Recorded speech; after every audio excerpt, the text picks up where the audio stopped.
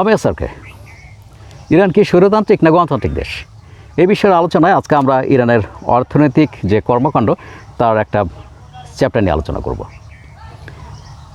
ইরানের 90% ব্যবসা বাণিজ্য পরিচালিত হয় সরকারের দ্বারা।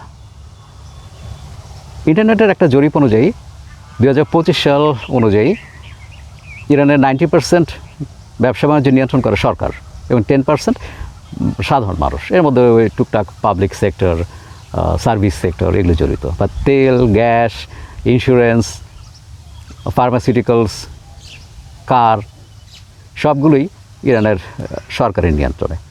প্রশ্ন হচ্ছে সরকারের নিয়ন্ত্রণে থাকলেই বা সমস্যা কী? আর সমস্যাটা আসলে সেখানে নয়, সমস্যা হচ্ছে যে খোমেনি 2টা প্রতিষ্ঠান তৈরি করেছেন এই ব্যবসা বাণিজ্য নিয়ন্ত্রণ করার জন্য, সেটাড আর আইজিআরসি।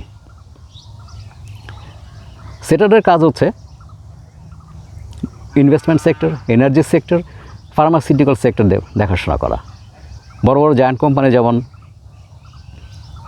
তাদভির ইনভেস্টমেন্ট কোম্পানি, যারা এনার্জি নিয়ে কাজ করে অর্থাৎ তেল গ্যাস নিয়ে কাজ করে, বারাকাত ফার্মাসিউটিক্যালস, তাদভির ইনভেস্টমেন্ট গ্রুপ, এই সমস্ত বড় বড় গ্রুপগুলো হচ্ছে সেটাডের দখলে।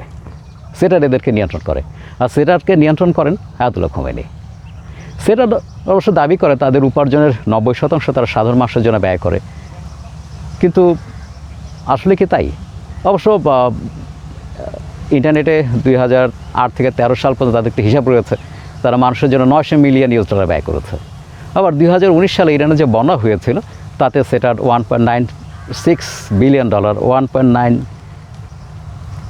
বিলিয়ন ব্যয় করেছিল। রয়টার কী বলছে? রয়টার একটা আন্তর্জাতিক সংস্থা, রয়টারের গবেষণা অনুযায়ী সেটার প্রায় $90 বিলিয়ন ব্যবসা পরিচালনা করে। এর মধ্যে এটা আবার $200 বিলিয়ন পর্যন্ত ভ্যারি করতে পারে।